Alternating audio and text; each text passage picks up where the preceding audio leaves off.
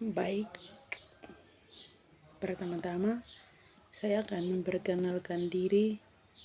Nama saya Teresia Hawe Hisage. Saya dari Prodi Geografi di kelas B. Baik, di sini saya akan menjelaskan tentang konsep geologi. Konsep geologi ini ada 4 ahli yang menyampaikan konsep. Ada 4 ahli. Yang pertama adalah Bates dan Jackson 1990. Geologi adalah ilmu pengetahuan yang dikhususkan untuk mempelajari planet bumi, terutama bahan penggunaan proses terjadi dan terbentuknya hasil dari proses tersebut, sejarah dan terbentuknya hasil di atas bumi semenjak bumi terbentuk. Terus yang kedua, Britain Brooks 1972. Menurut Britain, geologi adalah ilmu tentang kebumian, mencakup sejarah, asal struktur proses terbentuknya hingga masa lalu sampai dengan hingga sekarang ini. Terus yang bagian ketiga, Munir 1946. Menurut Munir, geologi adalah cabang ilmu yang mempelajari tentang segala sesuatu yang berkaitan dengan keberadaan bumi, pembentukan bumi, termasuk dengan fenomena alam yang terjadi di bumi. Terus yang keempat, Norhaus 2002, ini merupakan tentang geologi umum berkaitan dengan struktur sejarah, komposisi, asal proses alami terbentuknya yang sedang berlangsung dan juga saat ini. Jadi teman-teman, untuk konsep geologi ini ada 4 para ahli yang menyampaikan ide masing-masing atau pendapat mereka. Para ahli memiliki pendapat yang berbeda dan mereka mencantumkan menjadi konsep dasar geologi. Dan bagian nomor 2, teori-teori geologi umum. Menurut teori geologi, yaitu ilmu pengetahuan yang mempelajari tentang pembentukan bumi secara keseluruhan. Proses perkembangan bumi dibagi menjadi 4 bagian. Tahap masa itu yaitu masa Archeozoikum, Paleozoikum, dan Neozoikum, dan Mesozoikum. Masa ini adalah masa-masa tertua yang diperkirakan terjadi 2,5 miliar tahun yang lalu. Dan ada juga teori-teori pembentukan bumi. Yang pertama, teori Big Bang. Yang kedua, teori bintang kembar. Yang ketiga, teori keadaan tetap. Terus yang keempat, teori nebula. Terus yang kelima, teori pasang surut. Dan yang keenam, planetesimal. Yang ketujuh, teori planetesimal. Dan yang ke-8 itu teori pasang surut. Jadi ada 8 teori di permukaan bumi. Teori Big Bang menjelaskan bahwa alam semesta yang kita kenal yang berasal dari titik tunggal dengan panas dan dapat yang terhingga dan berkembang menjadi alam semesta dan kita kenal sekarang ini. Terus yang kedua, bintang kembar. Bintang kembar adalah bintang yang menyatakan bahwa matahari adalah bintang kembar yang mengelilingi medan gravitasi. Terdapat bahwa tata surya terbentuk akibat ledakan dari bintang kembar. Terus yang ketiga, teori keadaan tetap. Teori pembentukan alam semesta yang menganggap bahwa alam semesta berada dalam keadaan tetap atau kondisi lunak. Terus yang keempat, teori nebula. Menurut Kant, nebula adalah tata surya. Berasal dari nebula, yaitu gas atau kabel tipis yang sangat luas dan bersuhu tinggi, berputar sangat lambat. Dan yang kelima, teori pasang surut. Teori pasang surut adalah astronom James dan Jeffreys 1918 mengemukakan pandangan bahwa tata surya awal hanya berdiri dari matahari tanpa anggota. Dan teori planetesimae, salah satu teori yang menerangkan tentang proses pembuatan tata surya, itu teori planetesimal. Terus teori protoplanet menyatakan bahwa tata surya terbentuk oleh kumpulan awan dan gas yang jumlahnya sangat banyak. Yang terakhir, teori pasang surut gas. Sebuah bintang yang besar mendekati matahari pada jarak pendek, sehingga menyebabkan terjadinya pasang surut pada tubuh matahari saat matahari itu masih berada dalam keadaan. Kita akan masuk di nomor 3, batuan dan siklus batuan. Baik, bahwa siklus batuan adalah proses pembentukan batuan yang terus mengalami perubahan dari magma yang beku menjadi batuan beku, lalu batuan sedimen ke batuan metamorf, dan menjadi magma seperti semula. Ahli geologi katakan bahwa proses konversi bebatuan ini memakai waktu yang panjang, bahkan hingga jutaan tahun. Bahwa batuan sedimen ini pertama itu magma menjadi pendingin. Menjadi pendingin dan ia akan menjadi batuan beku. Batuan beku lalu akan menjadi batuan sedimen. Nah, habis menjadi batuan sedimen akan menjadi batuan metamorf. Baik, saya juga sempat gambar, jadi saya akan menunjukkan gambar yang saya buat. Ini teman-teman yang saya buat gambarnya ada nih. Ini teman-teman.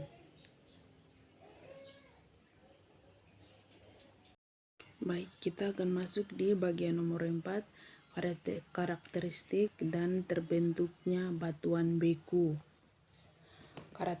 Karakteristik batuan beku. Ada 6 karakteristik batuan beku. Yang pertama, warna batuan beku. Warna batuan beku bervariasi dari hitam, abu-abu, dan putih cerah. Warna sangat dipengaruhi oleh komposisi mineral menyusun batuan beku. Terus yang kedua, tekstur batuan beku. Tekstur dari batuan juga tergantung pada jenis mineralnya. Komposisi dari mineralnya tersebut akan terhubung dengan ukuran butir, tingkat kristalisasi, dan bentuk kristal. Terus yang nomor 3, tingkat keseragaman butir. Echoing narular apabila kristal penyusunannya berukuran relatif seragam. Butir-butir penyusun batu tersebut ukurannya hampir sama antara satu dengan yang lain. Terus yang nomor 4, bentuk kristal. Bagian A, Earth-Hurl, jika kristal terbentuk sempurna dengan dibatasi oleh bidang kristal yang ideal, tegas, jelas, dan teratur. Terus yang kelima, visualisasi granularitas berdasarkan pengamatan dengan mata telanjang atau kaca pembesar. Batuan beku memiliki 2 jenis, yaitu avanitik, batuan beku yang berbutir sangat halus sehingga mineral atau kristal penyusunnya tidak dapat diamati dengan mata telanjang atau kaca pembesar. Dan yang kedua, vanerik, batuan beku yang dapat diamati mineral penyusun hanya baik itu di dalam bentuk kristal ukuran butir atau hubungan antara butir. Terus yang terakhir ke-6, tingkat kristalisasi. Horokristalin, batuan tersusun semuanya oleh kristal. Holonialin, batuan seluruhnya tersusun oleh gelas atau kaca. Hipokristalin, tersusun oleh sebagiannya kaca dan sebagiannya lagi oleh kristal. Dan dia punya proses terbentuknya batuan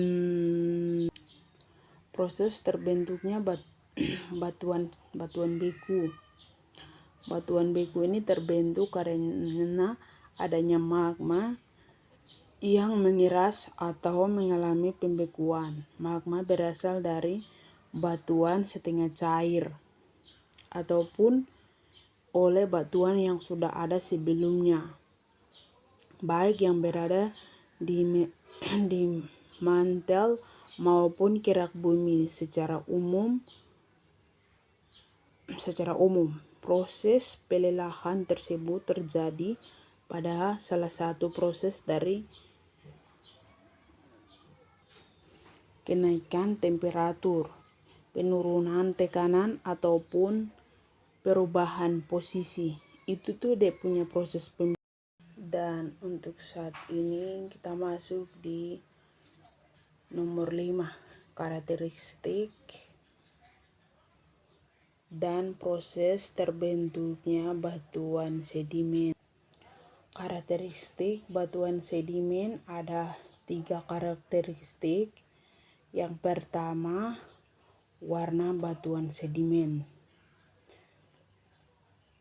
Warna batuan sedimen berwarna terang seperti putih, kuning, atau abu-abu terang. Ada juga yang berwarna gelap seperti hitam merah dan coklat.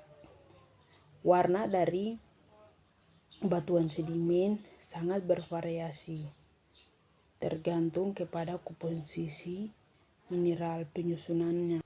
Terus yang kedua, kekompakan batuan sedimen. Proses pemadatan atau mengelompokkan dari batuan sedimen disebut diagenesa. Terus yang ketiga, bentuk butir batuan sedimen berdasarkan perbandingan dimensi, tinggi, panjang, dan lebarnya. Terdapat 4 jenis bentuk batuan sedimen, yaitu oblate. Bila ukuran tinggi, panjangnya tetap tidak sama dengan lebarnya. Equant, bila ukuran tinggi, panjang, dan lebarnya hampir sama. Terus yang ketiga, bladet, bila ukuran tinggi, panjang, dan lebarnya berbeda-beda. Terus yang keempat, prolat, bila ukuran panjang dan lebarnya sama tetapi ukurannya tinggi berbeda. Baik, batuan sedimen ini dia punya proses terbentuknya batuan sedimen itu adalah proses terbentuknya batuan sedimen dimulai dari adanya penyikisan terhadap batuan beku. Penyikisan ini dapat disebabkan karena pergerakan air, angin, es, atau aktivitas makhluk hidup. Partikel-partikel yang terkikis akan bergerak mengikuti media pengikutnya, kemudian pada suatu titik akan berhenti dan terkumpul di suatu tempat. Kemudian kumpul partikel ini akan mengalami proses endapan. Sedimentasi merupakan proses endapan material batuan secara gravitasi yang dapat terjadi di daratan, garis pantai, ataupun di dasar laut setelah mengendap. Selanjutnya, partikel-partikel tersebut akan memadat membentuk batuan. Sekarang kita masuk di bagian nomor 6, yaitu karakteristik dan proses terbentuknya batuan metamorf. Karakteristik batuan metamorf ada 7 karakteristik batuan metamorf. Yang pertama adalah warna batuan metamorf. Warna batuan metamorf sangat bervariasi tergantung kepada batuan sebelumnya serta penyebab perubahan. Berdasarkan warnanya ada beberapa batuan metamorf, yaitu karsa berwarna putih jernih atau putih susu, tidak memiliki belahan. Bagian B, mika, memiliki belahan. Apabila berwarna putih diberi nama muskovit, bila berwarna hitam diberi nama biotit. Terus bagian C, feldspar, memiliki belahan dengan ciri tertentu. Terus yang bagian kedua, tekstur batuan metamorf berhubungan dengan ukuran, bentuk, dan susunan butir batuan yang sering dijumpai.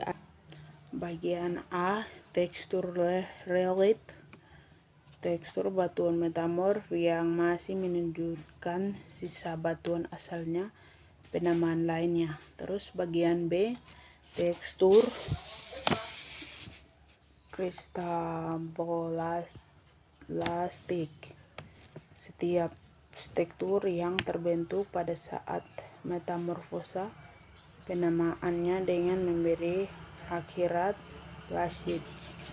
Terus yang ketiga, struktur batuan metamorf. Terus yang keempat, komposisi mineral pembentuk batuan metamorf. Mineral pembentuk batuan metamorf disebut mineral metamortif. Mineral ini hanya terbentuk pada suhu dan tekanan yang tinggi. Terus yang kelima, bentuk kristal batuan metamorf. Euteral jika kristal membentuk sempurna dengan dibatasi oleh bidang kristal yang ideal, tegas, jelas, dan teratur. Terus yang nomor 6, ukuran butir kristal. vulkanerit bila butiran kristal masih dapat dilihat dengan mata. Yang ketujuh, bentuk mineral. Berdasarkan bentuk mineral, tekstur batuan metamorf dapat dibedakan menjadi A. Lepidotlastik, apabila mineralnya penyusunannya terbentuk tabular, dan batuan metamorf ini mempunyai proses terbentuknya batuan metamorf. Proses terbentuknya batuan metamorf dipengaruhi oleh perubahan tekanan temperatur dan aktivitas kimia yang berhubungan dengan batu yang sudah ada mempengaruhi. Yang ketujuh, proses dan dampak yang ditimbulkan oleh gempa bumi. Yang pertama, dampak fisik, bangunan yang roboh atau hancur, tanah longsor, jatuhnya korban jiwa, permukaan tanah menjadi retak, dan jalanan terputus. Terus yang bagian B, dampak sosial, menghilangkan banyak harta benda akibat rumah yang hancur, kelaparan, menimbulkan penyakit. Itu yang bagian nomor 5. Sekian dan terima kasih.